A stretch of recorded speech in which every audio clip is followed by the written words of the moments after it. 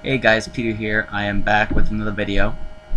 And what I want to talk about today is something that I almost feel like I shouldn't even talk about because, you know, I can go into as much detail as I want on the topic and still not come up with any answers. And the topic I'm referring to is managing your emotions. Really, that applies to anything. It's not just social anxiety disorder, but really any mental illness.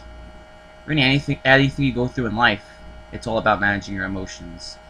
And the reason I say I almost feel like there's no point talking about it is because, you know, that's almost half the battle sometimes. Is just when you're going through different phases, how do you either prolong a good phase or sort of cut back on a bad phase? And there really is no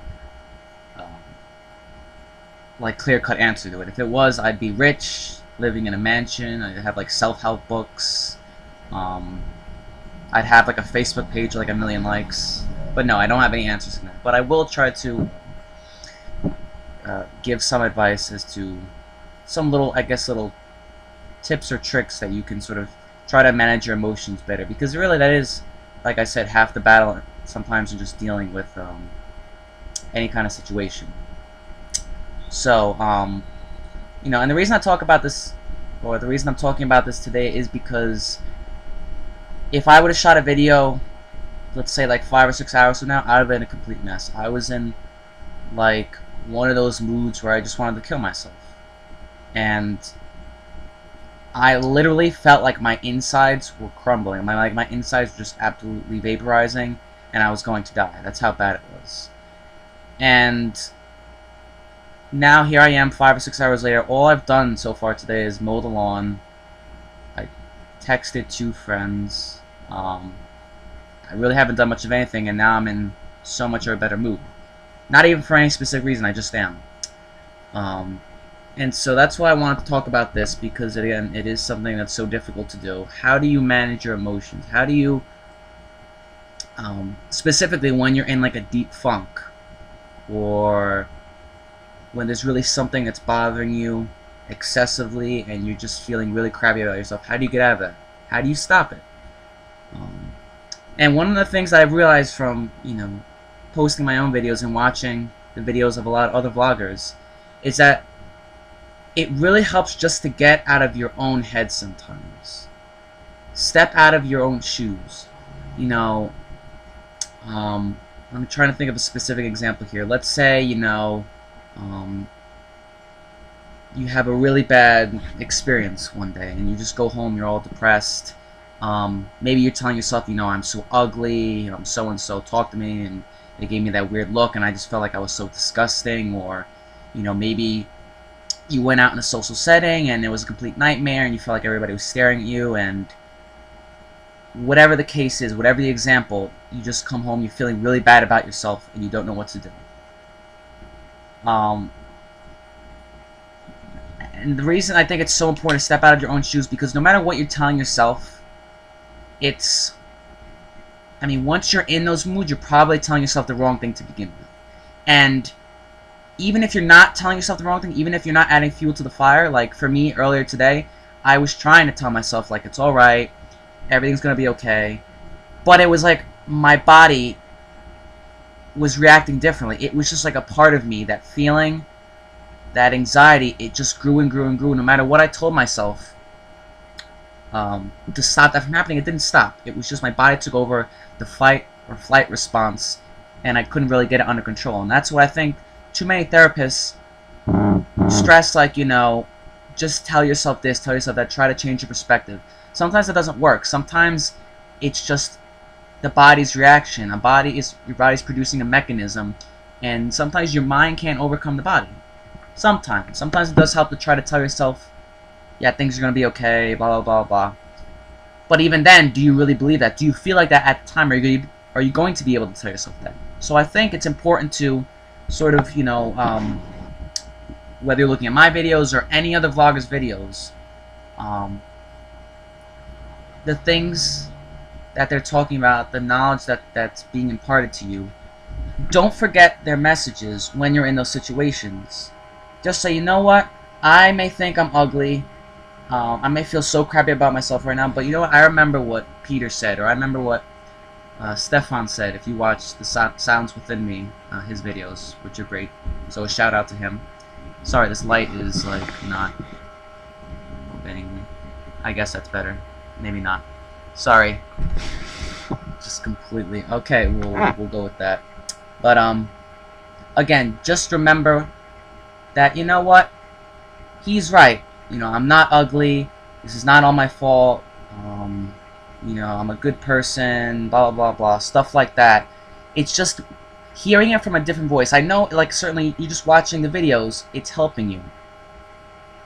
Even if you're not picking up something specific, you just feel better that you see someone else in the same situation as you.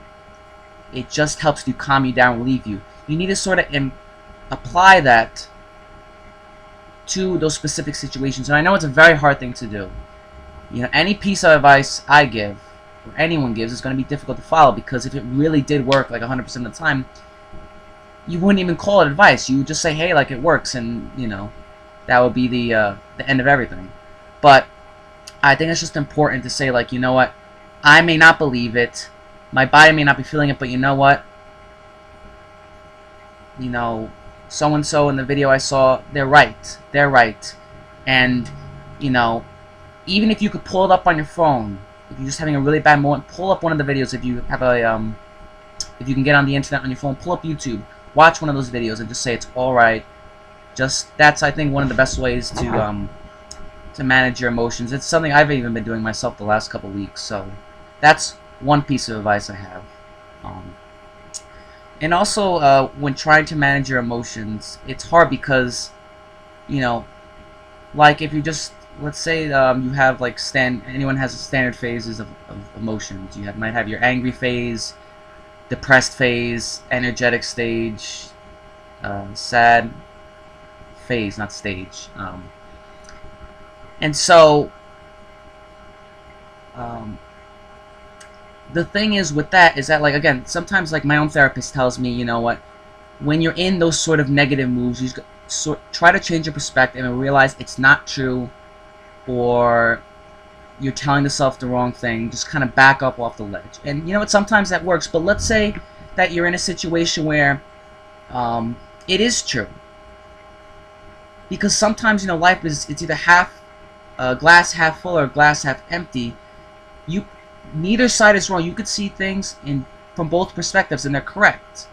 For example, for me, I could say, okay, let's see the glass half full. I have a family that loves me. I have a roof over my house.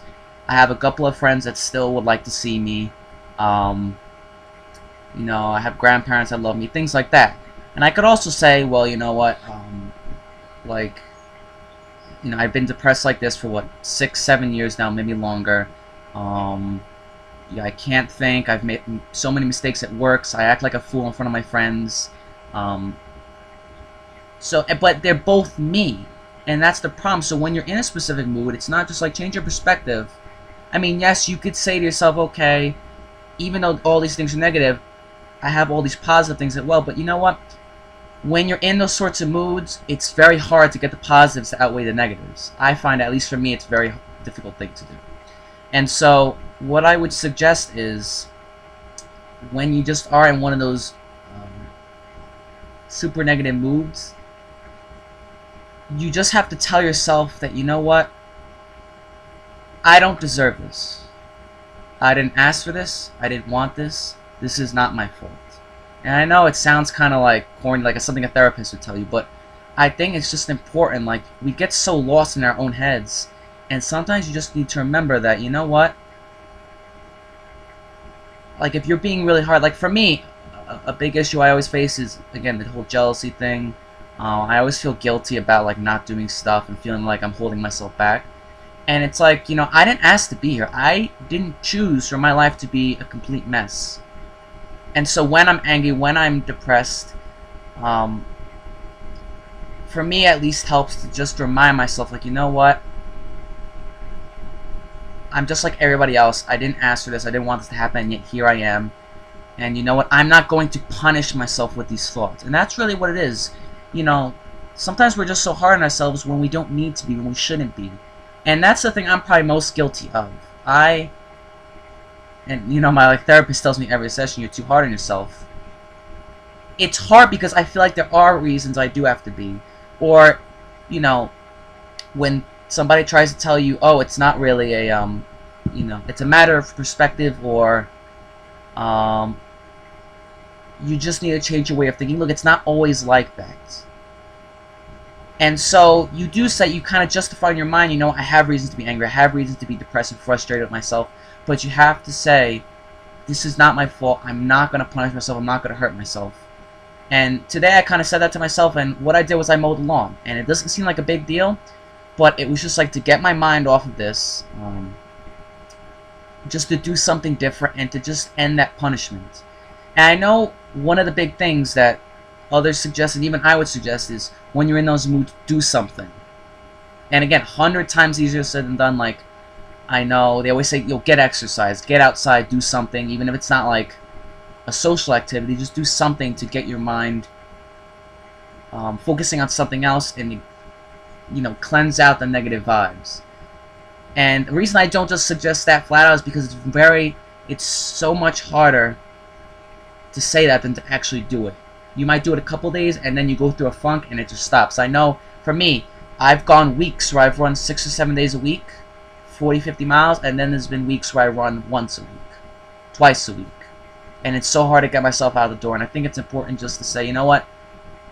I'm not going to punish myself. I'm not going to do that because it's not how it should be. We're all in this together. You know, I'm not the only one suffering, and you know, I'm not going to let it happen. Even if you feel worthless. I know there have been plenty of times where I felt like I just didn't care about myself. You know, showering, eating. Even now, it's like, why do I want to cut the grass? Why do I want to cook a good dinner for myself? Why do I want to, you know, clean my room? What's the point if I don't...